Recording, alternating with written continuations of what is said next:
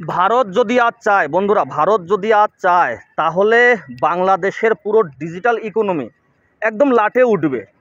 যেমন পাকিস্তানের পানি বন্ধ করে মরুভূমি বানানো হয়েছিল, এবার বাংলাদেশ যে আমাদের দেখিয়ে টাকা কামায়, আমাদের নিয়েই কন্টেন্ট বানিয়ে গালি দেয়। বন্ধুরা, এদের লাখ লাখ কন্টেন্ট ক্রিয়েটারের ইনকাম আসে ভারত থেকেই। আমরাই দেখি, আমরাই রিয়েক্ট করি, আমরাই লাইভে যাই। ভারত যদি ইউটিউব ফেসবুকে ওদের কন্টেন্ট ভারত থেকে ব্যান্ড করে দেয়, এক সপ্তাহ বন্ধুরা, এক সপ্তাহে ওরা ফতুর।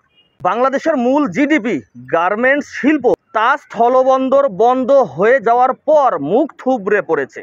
এবার ওদের কন্টেন্টও বন্ধ করতে হবে, তখনই বাংলাদেশ বুঝবে ভারত কি জিনিস।